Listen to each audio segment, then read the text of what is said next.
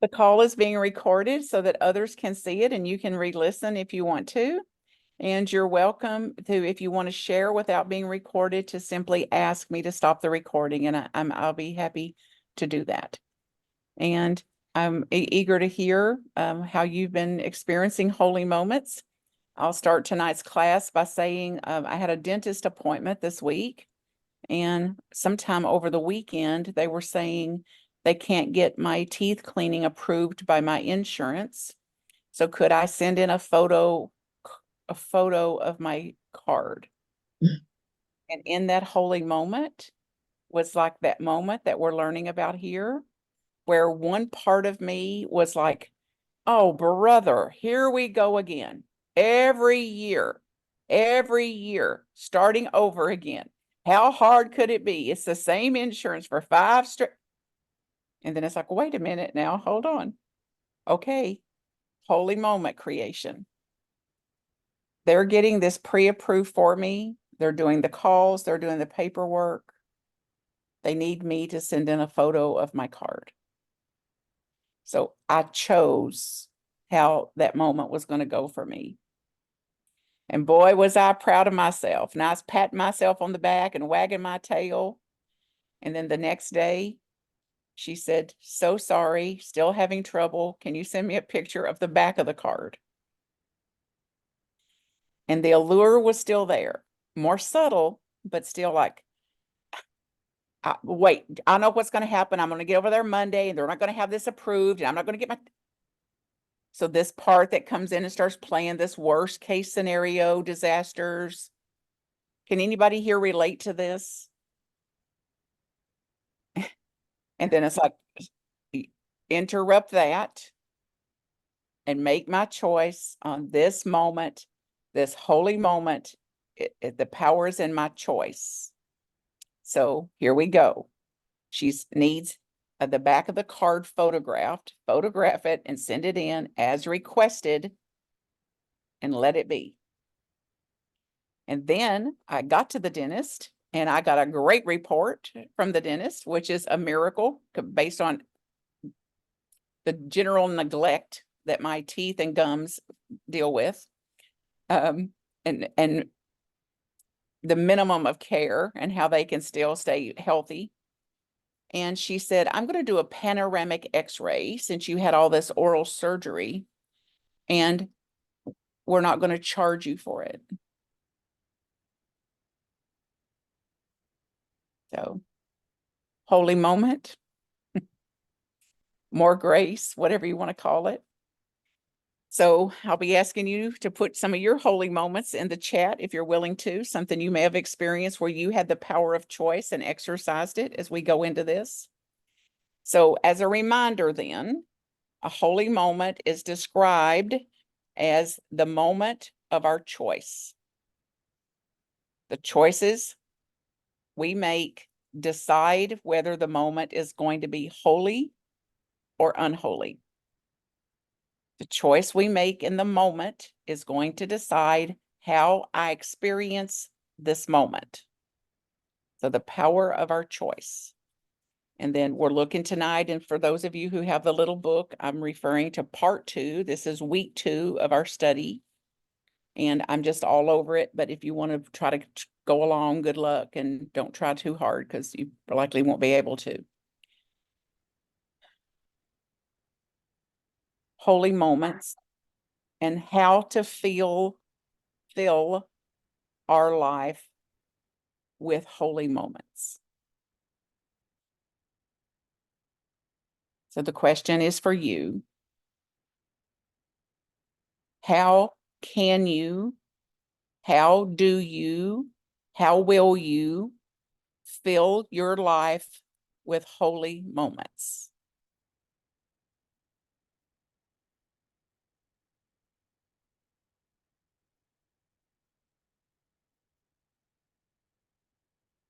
And remember, it's defined, a holy moment is defined. It's when we open ourselves to God, open ourselves to Creator, make ourselves available to it,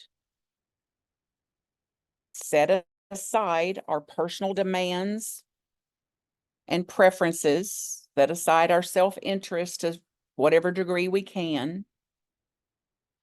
And for one moment, prayerfully respond in a way that we think God is calling us to do. So I'm going to break this down then, which is done in the book, and then I did it for myself. And it's been so powerful. So I'm offering that here for our second class. A holy moment is a single moment. The beauty of a single moment is that it's not overwhelming. I don't have to figure out what I'm going to do at Thanksgiving. I don't have to figure out what I'm going to do when I meet that woman I can't stand. There's nothing future about it. One moment. It's not a day even. It's not a week, a month, or even a whole hour. It is that simple. One moment. One moment where I discover, and you can discover what you are capable of doing and what you're capable of being that may amaze you and that can definitely interrupt some of the reptilian patterning of our lower instinctual selves. Number 2, in which I open myself to God. And if you have an allergy to the word God, it's fine.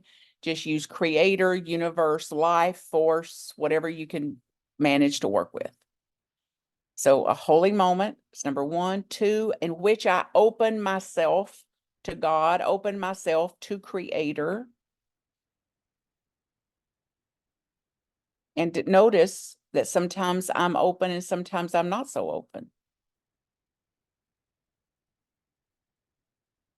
We can be open to God, life in some areas of our lives pretty readily. And in others, not so readily, where we're still clinging to some illusion of control. So this holy moments gives us a chance to experience what it's 100% like to be open to God, to life, to source, to creator.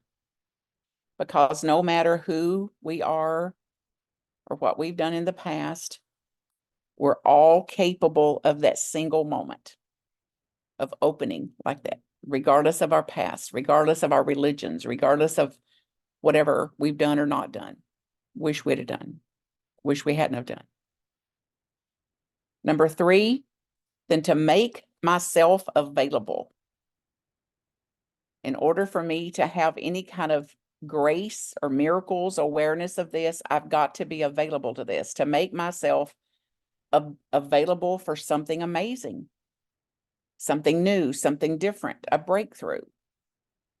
And throughout history, we've read story after story after story of what could happen when someone had a transformation, when they had a breakthrough, when they had a holy moment. And each of you and me, plenty, have had our own direct experience of this. And God hasn't moved. So our openness to God, our willingness to open to creator, to life force, to source, holds all the power here. Number 4, this could cause some of you to leave. If I was in the presence, I'd lock the door so you couldn't get out of the room. To set aside our personal preferences, our demands for how it ought to go, our demands for how it better go.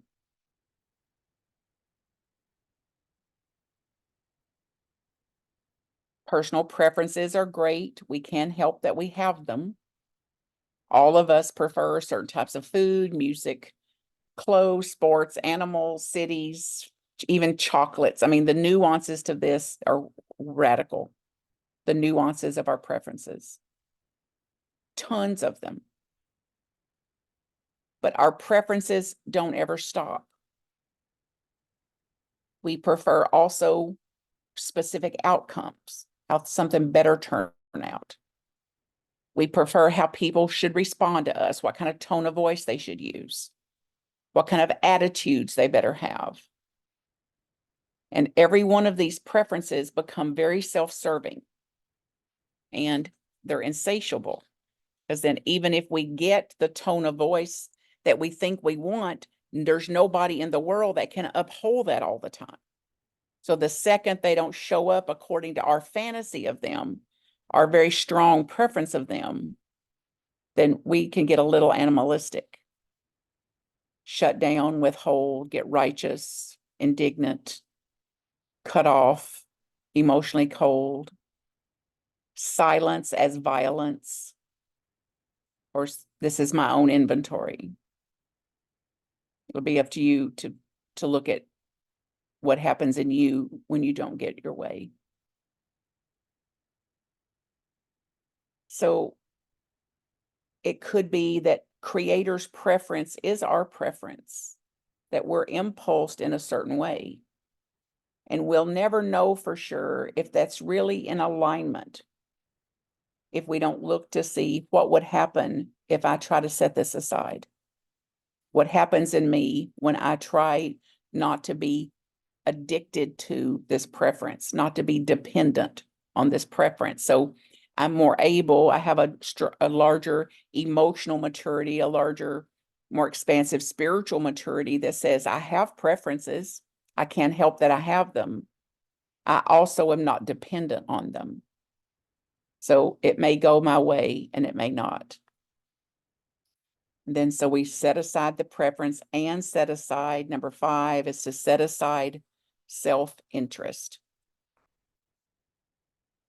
So look at what may be causing you to cling so tightly to self-interest.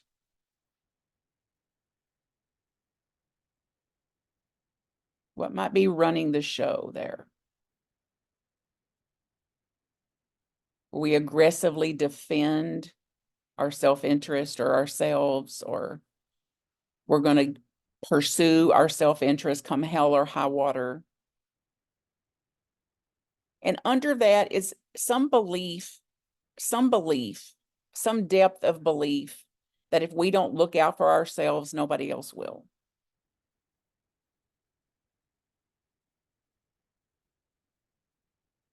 And this is part of the ethos of every man for themselves, every person for themselves. And you can see where it's gotten us.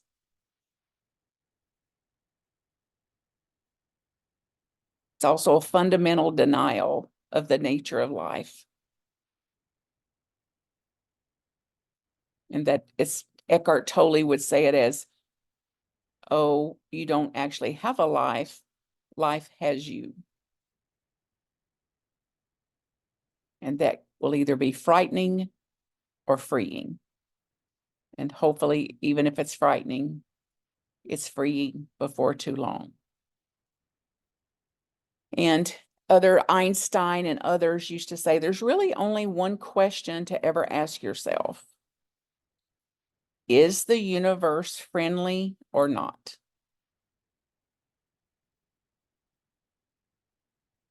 And ever how we answer that will be how we experience it. Number 6, and for one moment. So made myself available to God. One holy moment, opened myself to God, made myself available to source, to life, set aside personal preference, set aside personal self-interest, and for one moment. And this is where in the newsletter coming up in April, I look at how 12 steps as a spiritual path aligns with internal family systems, IFS, and that I've been working devoutly with for the last year and facilitating a group with it. So alcoholics in recovery, for example, are taught and know through the 12-step traditions not to ever have a drink again, for example. whatever the it is, and to live one day at a time. And that's proven successful for millions and millions of people now over decades of this. And in doing just that thing, they have a new happiness, a new sobriety. And one moment at a time, one choice at a time. Or not even taking life one day at a time, but one moment at a time. And simply trying to find what is possible in a single moment. And the power in that single moment choice and the possibility in that single moment choice. And then number 7, what you do. You do. So holy moments are not passive, active. They don't just happen. We have a part in it. There's something we do that we actually make something happen in collaboration, a collaboration with life source, God, whatever you call it. So we've chosen. And it's either going to be grace-filled, prayerfully directed, or instinctual, knee-jerkish, and creating more of what we claim we don't want in the world. Number 8, what we prayerfully believe. What we prayerfully believe. So I've added a level of discernment here. For me, I ask questions like, what would be a sane, sensible response to this? What would be a sane, sensible response? What would make this stressful situation easier? How could I see this differently? Any question that will interrupt the old pattern reactivities. So to seek the counsel of God, life, creator, spirit guides, ancestors, whoever you can call on, breath, that it is there for us. It is reaching out for us, yearning in its own way to collaborate with us, for us to be aware of it, to use the power of it, to discover the power within ourselves. And I don't know about y'all, but I've never met anybody that said they relied too heavily on spirit or too heavily on guidance. It's most often the case of, I wish I had of. I wish I'd have taken that pause. And then number 9, what God, life is calling us to do. Every day and every moment after moment, to some new opportunity, some new choice, some new way of being, some disguised holy moment. That's, my friend Rob would call it, that's her pop quiz. That was your pop quiz. When we listen to the voice, do what we believe the voice is directing us, calling us, inviting us to do, we live freer, more liberated, certainly more fulfilled, more atoned, more in alignment, whatever word, awakened, realized, enlightened. I mean, what word would you give to it for these glimpses that you have of what I cannot teach you, and neither can anybody else, that you already know? Because you have the same yearning in you. It's not unique to me or any one person. There's some yearning in all of us to practice some of this, to discover some of this. So let's pause here for a minute. That's about 20 minutes of that. And have a little reflection. And I invite you to write it down if you're willing to, or put it in the chat if you want to. Your responses to this.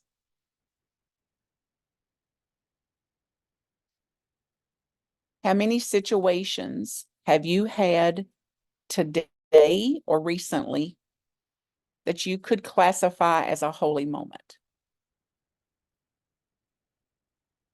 What's some examples of holy moments you had today or last night or recently? Make a list.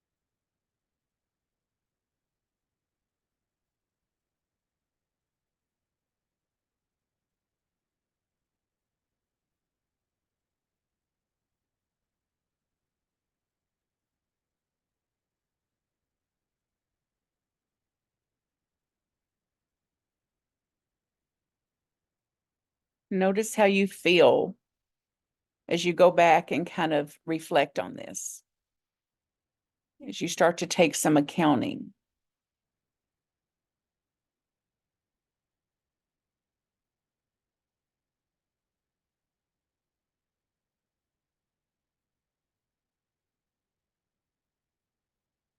Any of you that are willing to put it in the chat for us so we can learn from you and uplift them and fuel our own fire in our belly for holy moments creation. So anybody willing to put some in the chat, do that.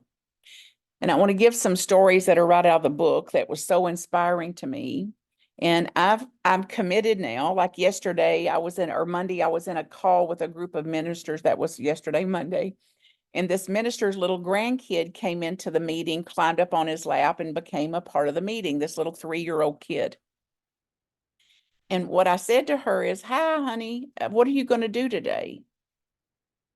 And I caught myself with, "What are you going to do?" Measuring my day on doing.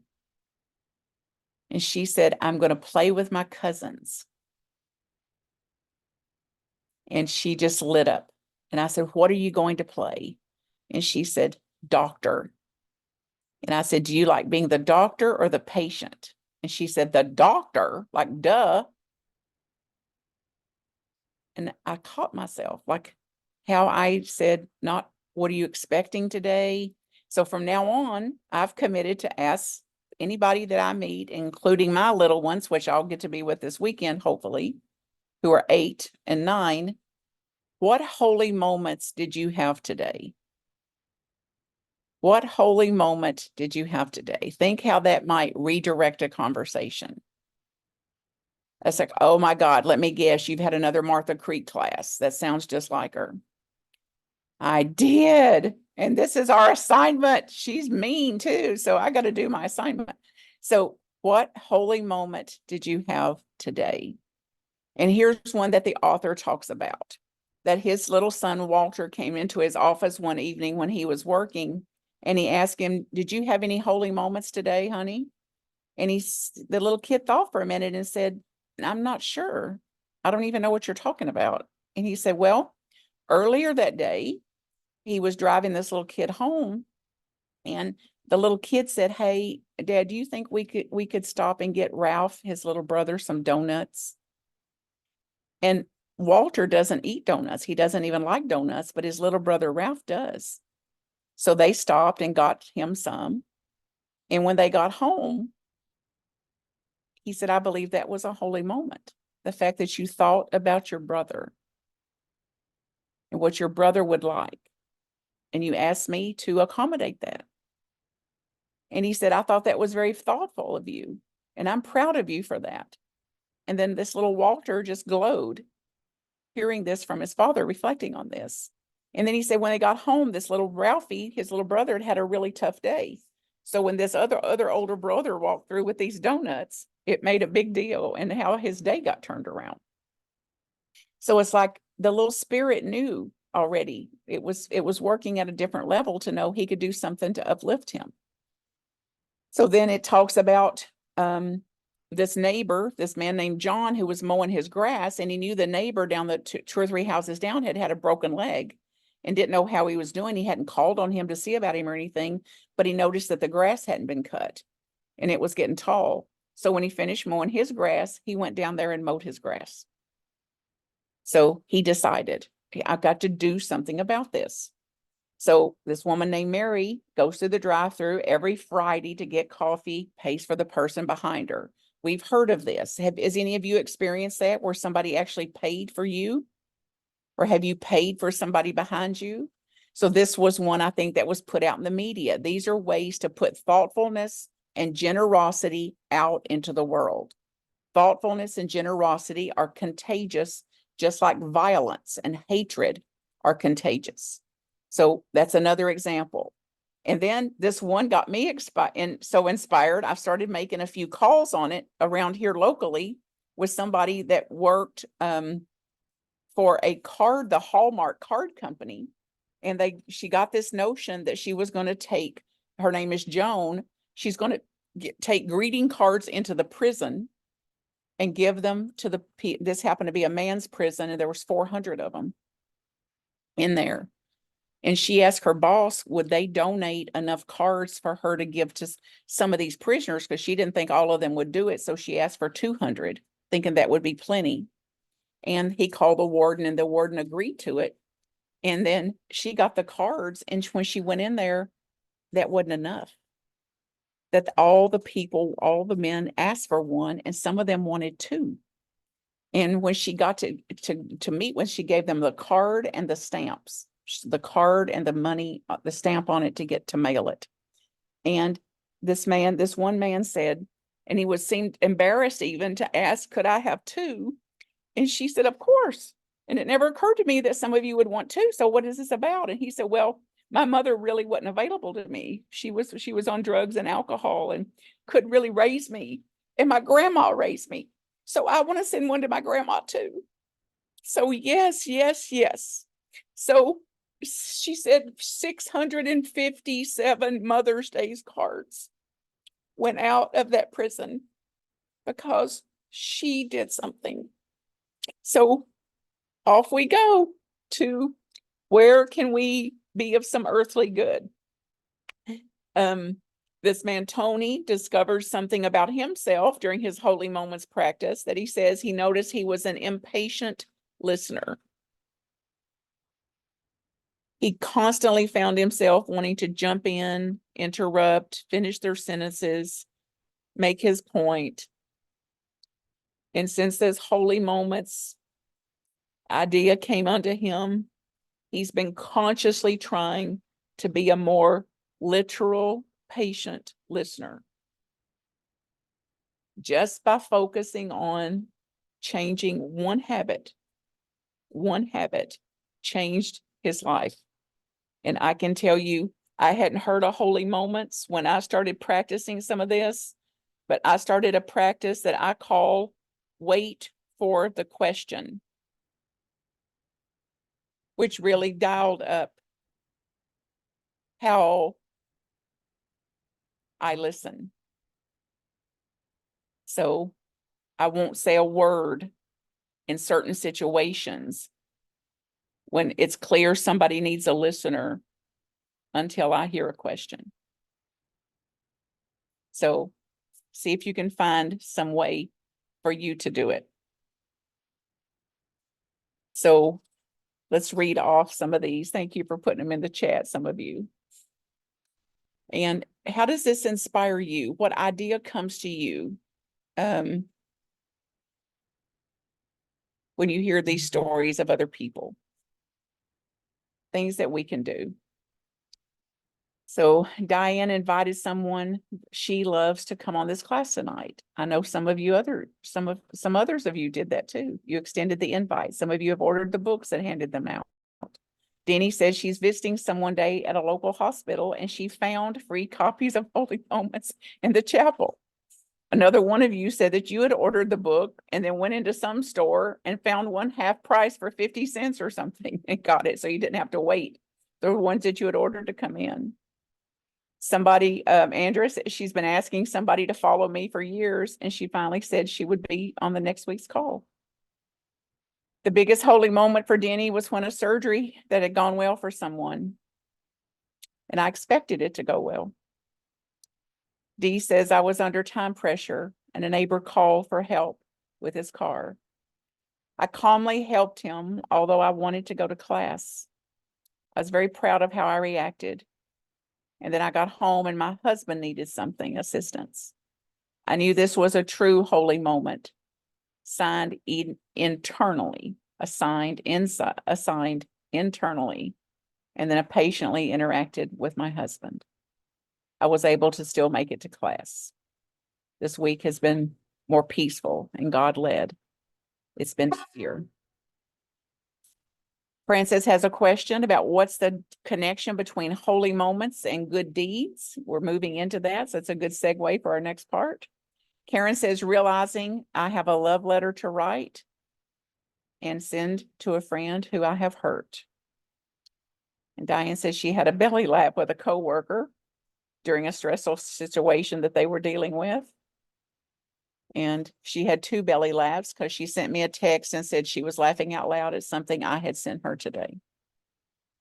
So that's at least 2 belly laughs from one of you.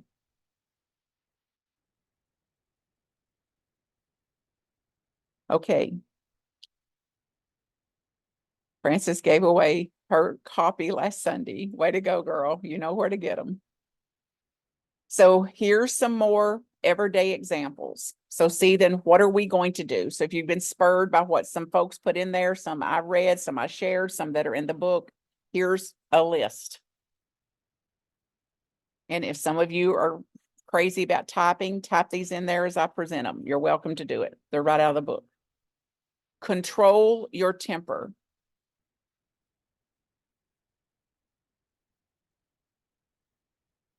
Especially if you're fully justified in losing it.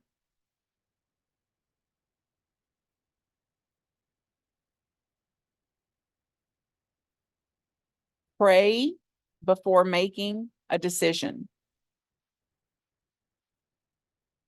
So one day last week, I made what felt like a tough decision. It wasn't easy. And I'd said I wouldn't do this again. And I was doing it again, what I said I wouldn't do. And I had really prayed and discerned and felt guided in it. And I was still abandoning some part of myself. And I asked for a sign that I'd made the right decision. And female cardinals is one of the signs that I've asked for, and it represents the presence of my mother to me.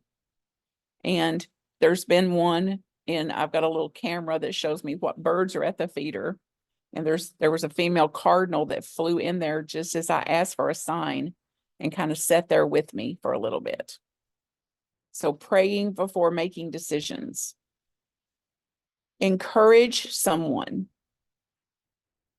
Write somebody an encouraging note. I mean, getting mail anymore is a luxury. How many of you dread going to your mailbox?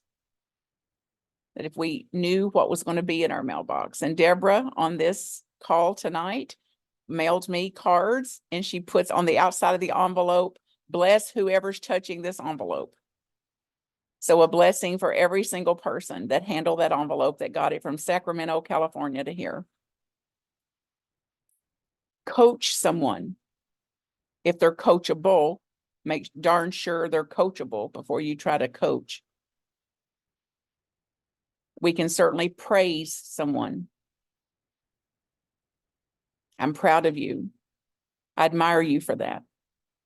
Affirm them. Now this one will grow some of us. Be patient with the person who drives you the craziest. Be patient with the person that gets on your last nerve and quick. See what happens. Exercise your choice. Do something that helps you become the better version of yourself. Only you know what that is. Like, I'm going to do that because I want to be a better version of myself. What can I do to create the next greatest iteration of myself? Something.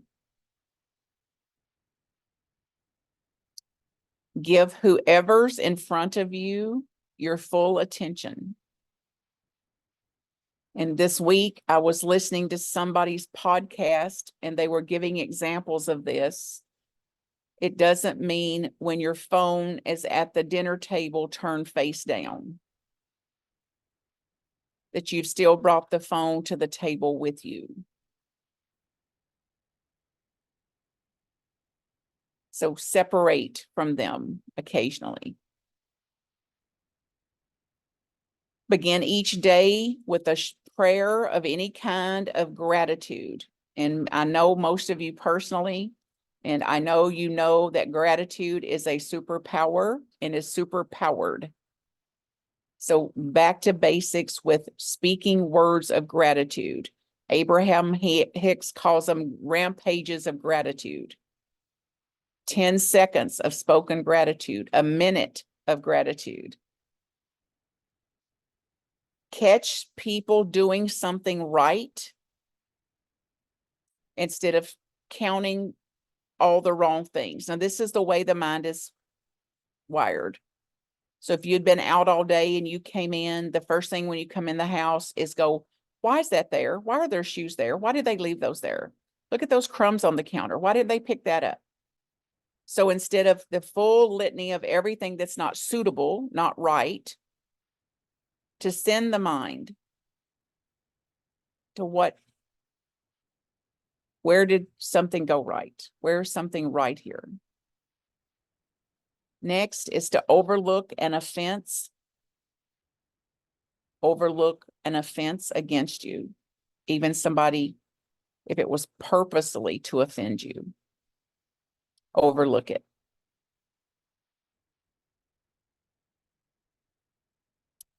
Go out of your way to make a new person feel welcome in an environment.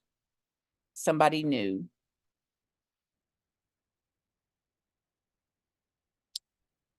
This will be easy for some of you, and some of you have done it for me even. Take your friend's car or your spouse's car and fill it up with gas.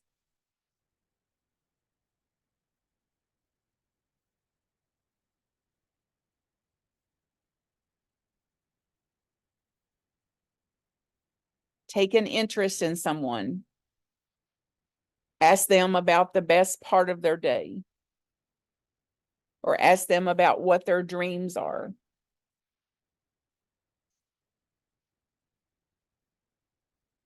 Send somebody one of these little books, or a book that was life-changing for you and how it changed your life, why you love the book. Stand up for someone who's being belittled or bullied. And at Mama's, when I was living there to care for her at the end of her life, she had a TV show she enjoyed called What Would You Do? Do y'all know this show, What Would You Do? It's some man named John's on there. So they've got hidden cameras in businesses. And they set up scenes to see, would somebody intervene? Would somebody step in? If they see somebody being mistreated, bullied, degraded, diminished in any way, called What Would You Do? And this has brought so much clarity to me, and just how far gone I am at times and how far I've been gone, that I took what was my practice of minding my own damn business minding my own business, that's not my business, to a way too far extreme. A way too far extreme. And this is a show that demonstrates it, and how the essence of somebody will come forward to pay for somebody's meal, for example, if they're there at the counter and they don't have money, and they're all actors and they're shaming them because you don't have money. And this is not a soup kitchen. And if you're hungry, go to a soup kitchen. This is a business. I can't just hand out food to you because you don't have money. If I gave away food all day, I'd be out of business. And how some will step in and pay for the meal, and others take up for the business owner. Good for you. Send them to the soup kitchen, teach them a lesson. Don't give handouts. And it goes into nuances with how we are with women differently than we are with men, and how we are with pregnant people, women, and how we are with darker skinned people. So it's very telling, and it's inspiring, because 100%, some holy moments person steps in every situation. So what would you do? What would you want someone to do for you? Clean up the mess, even though you didn't make it, and don't point out that you cleaned up their mess.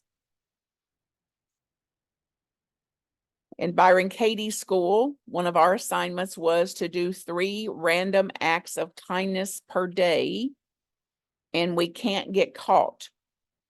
So if someone sees us doing it, we start over. So random acts of kindness that we keep between us and life. We don't speak about it, brag about it, talk about it. Pray for people. If you believe in prayer, or prayer is one of your practices, to actually pray for people. And some of you already are sharing this holy moments idea and this idea of spiritual multiplication. So those are examples. We've had a lot here tonight. So every single day is filled with opportunity for this, and an opportunity for us to feel better about our life and about living.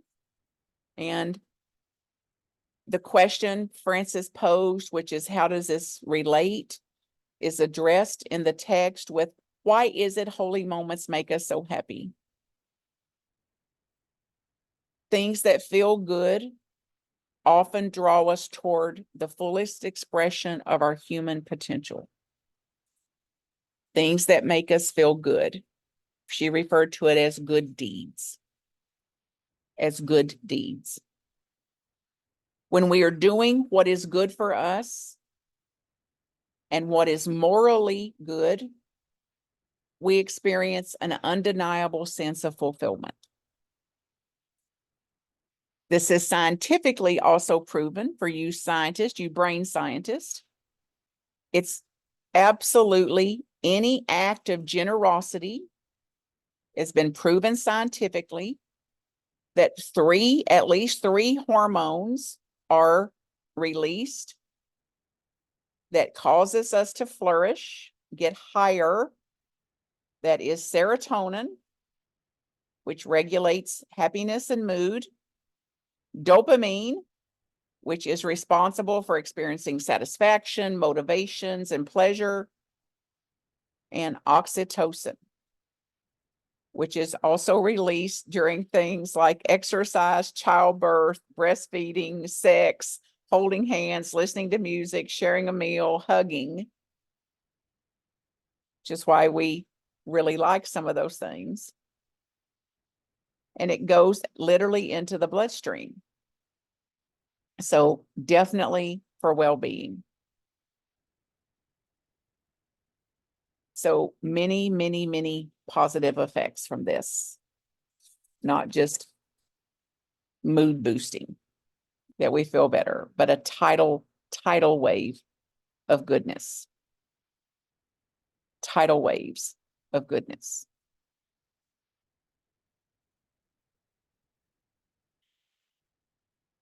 And then the final piece tonight, before we get into the questions, is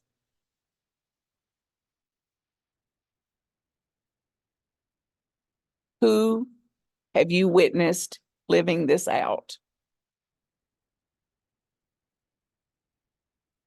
Who do you know in your life that you have literally witnessed help put a tidal wave of goodness in motion? Who was it? So who are you the beneficiary to?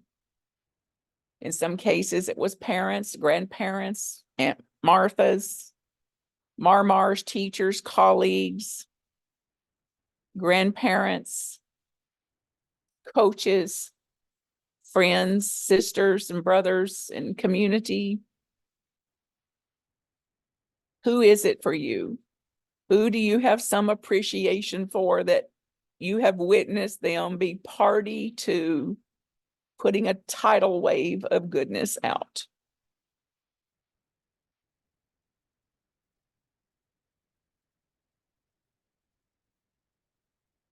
And find some way to thank them in your prayers, in your open-heartedness, in your reflections, and send a little text or a note or a card or a gift. Today, I said to a friend, I want to send you something else for your birthday. And she said, no, you already sent me a gift card. And I said, yeah, but I want you to be able to buy yourself something. And she said, I went shopping with it. And I said, I thought it was a Cracker Barrel card. And she said, it was a Cracker Barrel card, but I got a dress in there. So she hadn't used her Cracker Barrel card for a meal, which is all that I know Cracker Barrel for: chicken and dumplings, pinto beans and cornbread. And it's a place to shop for her. So she had taken care of herself. I didn't have to handle the details. So whispering a prayer for these folks and for the part of you that's alive in this, that's motivated by this, that hears the call and it's got enough activation in it through something in these little sessions or the book or your own knowing to actually do something and to do something different. So it's available to every one of us, every single person. So how will we continue?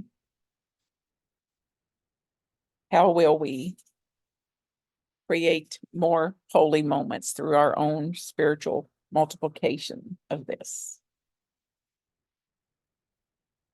So let me know what your takeaways from tonight are.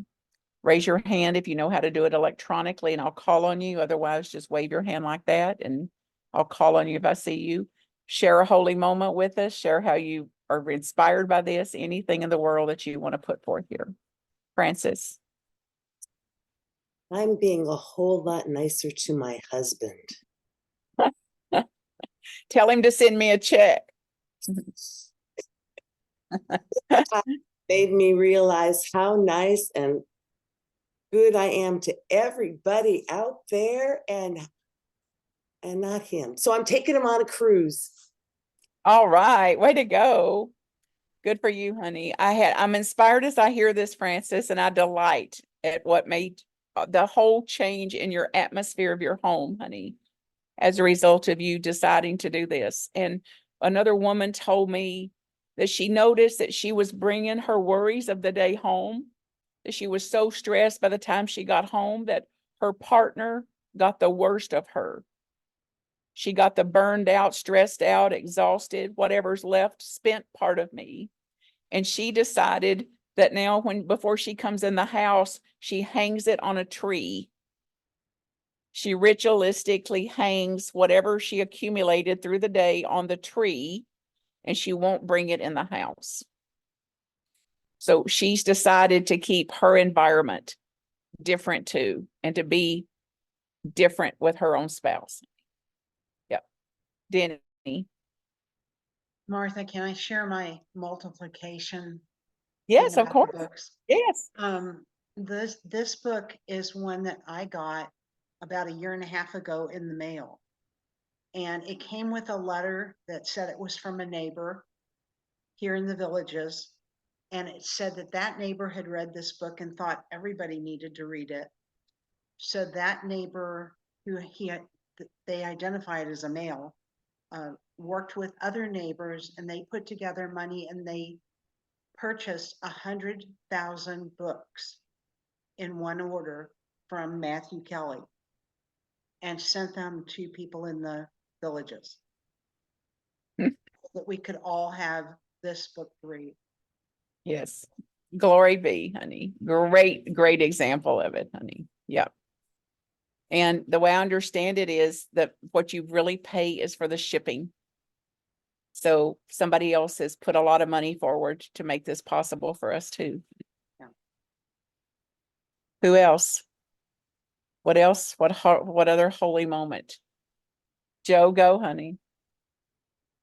Mine is a really instant multiplication, I think, because Francis gave me the book on Sunday morning, and then I read just about 16 pages of it, and then I met a friend later, and I literally read this one before I met her, and then I met her, and it says on page 13, you may find yourself thinking or saying something is missing, and he says here, these are sacred truths, but we often treat them as human malfunctions.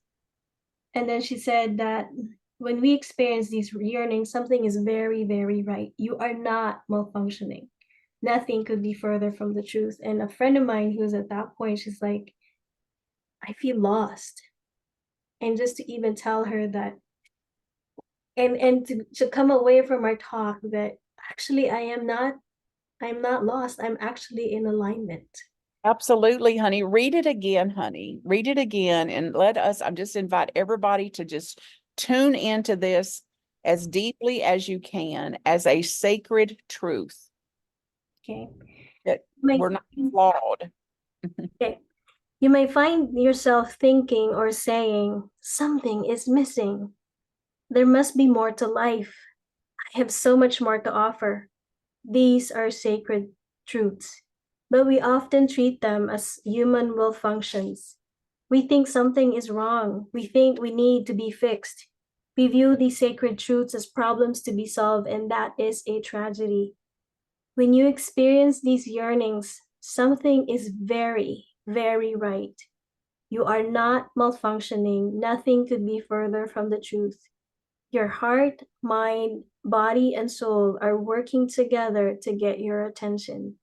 These longings are amazing signs that your whole person is functioning beautifully.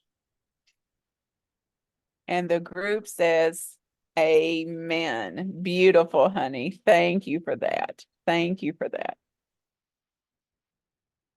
Great examples. Anybody else? Any takeaway you want to share? Any question you want to pose?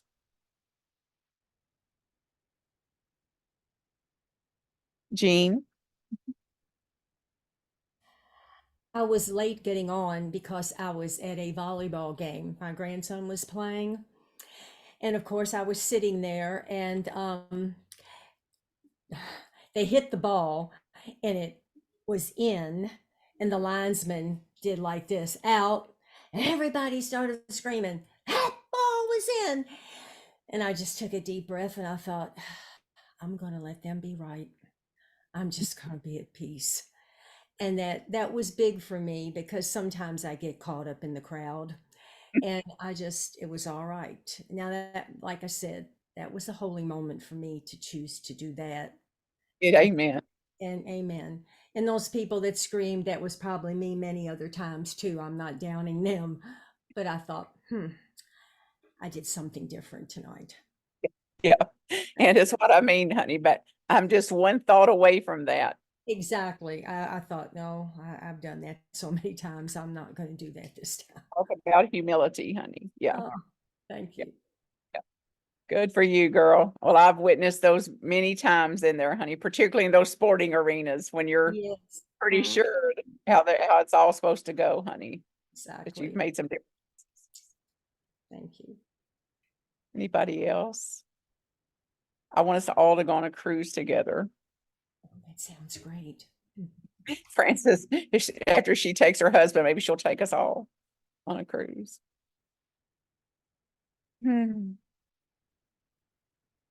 Anything else before we close?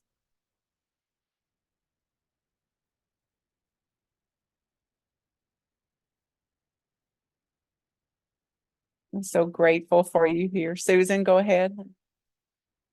I just want to really commend Janine. It's one thing not to go along with the crowd, but you also didn't judge the crowd. That's a holy moment, because I think our brains, we judge, or at least that's something I struggle with. You know, I judge people, and I know I shouldn't, and I catch myself. But I love that you didn't do that. You identified with them. You loved them. So that's very holy moment to me. That says a lot about you too, Susan. And you know, the fact that we don't want to judge and be judgmental. And the truth is it's the operating system of the mind. So it's like giving some room for the judgment and then making a choice about it. Like the old judgment way is to go, how dare you do that? Choose peace, be like me, choose peace. It's like, well, tell your face you've chosen peace because it has not caught up to how peaceful you are. And nothing that comes across as righteous carries any kind of flavor of peacefulness to it either. So great example. Okay, come back next week, bring somebody with you. And thank you for your presence in my life, for all that you're doing out in the world. I look forward to seeing you. As I look around, I'll get to see some of you sometime during this year, one way or the other. Somewhere we'll get to meet up. I just know it's true. And certainly here, we'll have a chance to do it here for 2 more weeks. And marthacreek.com to contact me. There's also immersion processes I facilitate. Many of the folks here are on immersive processes with me where we'll start working together in October and work together for 8 consecutive months. You're welcome to come into those when we start back in the fall. If you want more information about those, contact me directly, marthacreek@gmail.com for information.